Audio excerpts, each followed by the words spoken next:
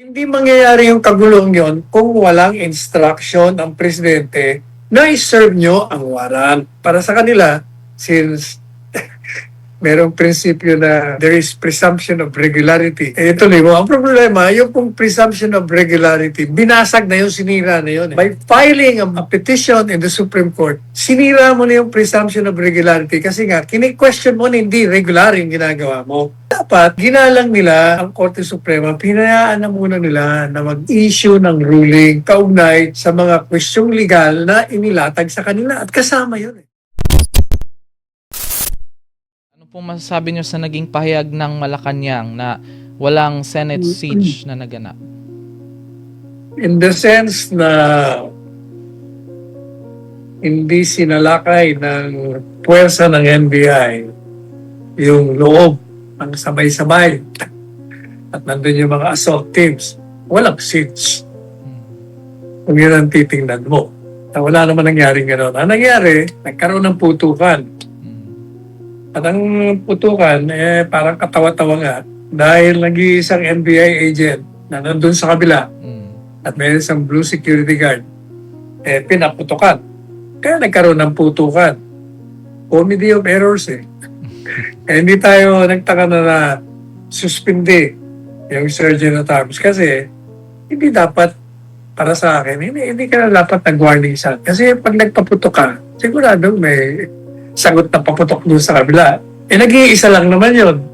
Tsaka nakaupo pa. Kumbaga, kung wala namang ginagawa na aggressive para sa tingin mo ay nanganib ang buhay mo, walang dahilan bakit ka magpapaputok.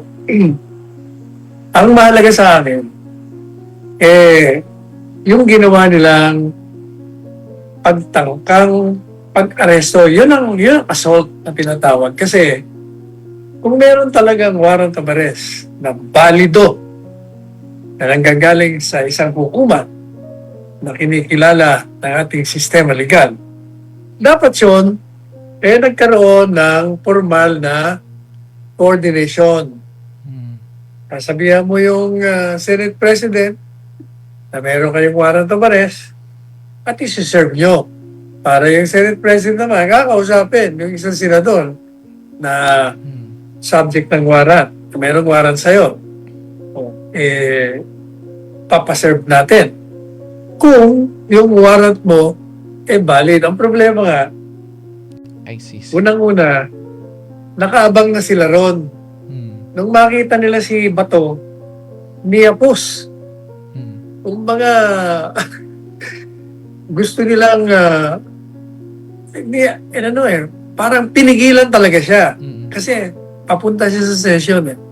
Dapat hindi gano'n. Dapat doon, introduce yourself as NBI agent and Mr. Senator, we have a warrant for your arrest at ipakita mo yung warrant. Wala namang nangyaring gano'n. Niyapos lang nila. Yung isa naman, dahil hindi niya alam na inuhuli na siya. At siyempre, pag ikaw tinanggalan pag nagkaroon ng restraint sa iyong pagkilos, gagalaw ka. Kaya umalis siya. Punta siya sa session hall. Kung saan nilabarda niya na yung mga otoridad. Ang sinasabi naman na wala daw, yung sinasabi naman ng IME, yun naman simpalat kayo Hindi naman ako hindi ako naniniwala sinasabi niya. Nautos ng kapatid niya. Na-arrestuin nyo at lusubin nyo. At all costs. Kahit sinong mamatay, basta arrestuin nyo. Hindi ako naniniwalang ganun. Hindi naman ganun ka-stupid ang presidente ito. Unang-una, itong si Amy, nagsasabi sa biro ng NBI, sinong NBI? Ba't di mo hinalanan? Marites yun, chismis yun. Ang kapanipaniwala, gaya ng sinabi na natin paulit-ulit sa programa nito, hindi mangyayari yung kagulong yon kung walang instruction ang presidente na i-serve nyo ang warrant. Yun ang kanyang utos, i-serve nyo yan. Kasi, hindi naman pupunta yung NBI doon para mag-serve ng warrant kung walang utos ang presidente. Dahil sensitibo yung pagsiserve ng warrant sapagkat may nangyari ng nauna yung kay Presidente Duterte na kini-question nga sa Korte Suprema. Controversial na nga yun eh. Kaya pwede lang na iutos ng Presidente, i-serve mo. Hoping na since wala pa namang ruling ang Korte Suprema, para sa kanila, since merong prinsipyo na there is presumption of regularity. Tuloy mo. Ang problema, yung pong presumption of regularity, binasag na yun, sinira na yun eh. By filing a petition in the Supreme Court, sinira mo na yung presumption of regularity kasi nga, kini-question mo na hindi regular yung ginagawa mo. Kaya nga hindi ba sabi ko, dapat ginalang nila ang Korte Suprema, pinayaan na muna nila na mag-issue ng ruling kaugnay sa mga kwestyong legal na inilatag sa kanila. At kasama yun eh. Pinesyon namin sa Korte Suprema sa pamamagitan ng petition for a writ of habeas corpus. Na unang-una, walang jurisdiction ang ICC sa atin. Pangalawa, yung in-issue nilang warrant of arrest ay hindi wasto sapagkat wala na kayong jurisdiction, nag-i-issue pa kayo ng warrant. At even assuming na may jurisdiction kayo, hindi nyo naman sinusunod yung mismong batas ninyo, yung Rome Statute na padaan ninyo sa hukuman. Kaya, gaya ng sinabi natin, kahit ano pang mga side issues, hindi mahalaga sa akin yan, mahalaga. May nag-utos sa NBI, sa Director, sa Secretary of Justice, na ipatupad ang warrant of arrest. Diyan nagsimula yan. At ito naman si Trililing, dahil alam niyo naman ito, sabi nga ng isang editorial, pathetic, kawawa naman.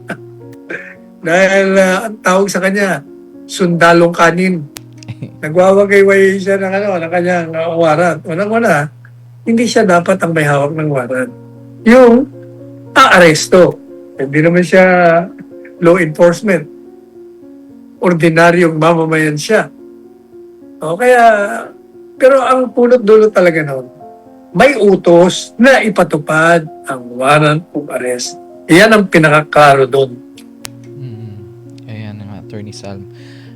Sa iba pang issue, Attorney Sal, bukas ang Department of Justice o DOJ na kupkupin si Senator Ronald Bato de la Rosa habang kinakaharap nito ang arrest warrant mula sa International Criminal Court o ICC. Alamin natin sa ulat ni Aaron Rojas. Hearing, sir. Kasunod ng pag-alis ni Senator Ronald Bato de la Rosa sa protective custody ng Senado, sinabi ni Justice Secretary Frederick Vida na handa ang Department of Justice na pansamantalang kupkupin ang senador kung nanaisin ito. Ayon kay Vida, bukas ang DOJ sa anumang arrangements na hihilingin ni de la Rosa habang nakabinbin pa sa Korte Suprema ang petisyong kumukestyon sa pagpapatupad ng ICC arrest warrant laban sa senador. Kung gugustuhin ni Senator Bato de la Rosa to be under the protective custody of the DOJ would be more than willing to make arrangements with him. Tiniyak din ng kalihim na igagalang ng kagawaran ang mga karapatan at obligasyon ni de la Rosa bilang halal na mambabatas. Pero sa kabila nito, diretsahang nagbabala si Vida na hindi papayagan ng gobyerno ang anumang pagtatangkang tumakas palabas ng bansa. Ayon pa sa DOJ Chief, nakapagpalabas na sila ng Immigration Lookout Bulletin Order o ILBO laban sa senador at nakaalerto na rin ang mga Border Control Authorities sakaling magtangkang bumiyahe palabas ng Pilipinas si de la Rosa. Gayunpaman, aminado ang kalihim na wala pang pinal na desisyon kung saan dadalhin o ikukustudiya ang senador sakaling tuluyan itong maaresto. Wala pa pong ganong desisyon, pero siyempre isinasaalang-alang natin kung ano yung nakasalang sa Korte Suprema na kaso. So sa ngayon po, ayaw ko mag-speculate kung ano po yung Sa ngayon, hinihintay pa rin ng DOJ ang magiging pasya ng Korte Suprema kaugnay sa petisyong inihain laban sa implementasyon ng ICC arrest warrant. Para sa Diyos at sa Pilipinas, kumahal, Aaron Rojas, SMNI News. Ayan, Attorney Sal. Ano po masasabi niyo sa naging payag ng DOJ na open sila na bigyan ng protective custody si Senator Bato? Ito naman Secretary of Justice na ito eh. Hindi mo malang saan napulot itong Justice Secretary ito. Balat kayo rin eh. Saka bantay sa lakay pa. Kukup-kupin. Tapos sasabihin mo, you're deferring sa ruling ng Supreme Court. Hindi nyo nga ginawa yon from the very start. Ang NBI nasa ilalim mo, Mr. Secretary. Malaman paano ka napasok yan. Madalit sabi, hindi gagalaw yun kung wala kang say-so. At ikaw naman, hindi rin gagalaw kung wala say-so, presidente mo. Hindi nyo na nga sinaalang-alang yung petisyon ngayon, sinasabi nyo. Hindi, bigyan namin ng protective custody. Bantay sa lakay. Para pag pumunta sa iyo si Bato, hindi dadalhin niya na sa Hague. Hindi niya naantay niya ang ruling ng Korte Suprema. Buladas nyo lang yun. Ha? Kasi, hindi nyo nga hindi ba, 6 na buwan na hindi nyo gusto yung hulihin, hindi nyo naman nahuhuli. At nung dumating, hindi nyo pa rin nahuli. Kasi, masyado kayo nagmamadali. Sa halip na may ipag-coordinate kayo ng formal at na hindi yung magulo, nagmamadali kayo. Ginamit nyo pa si Trilling. Siyempre, gusto naman ni Trilling yun. Gusto nyo palagi nasa sa publicidad eh. Parang pareho kayo. Dapat pag-uuntugin ng mga ulo nyo. Ayun, Attorney Sal.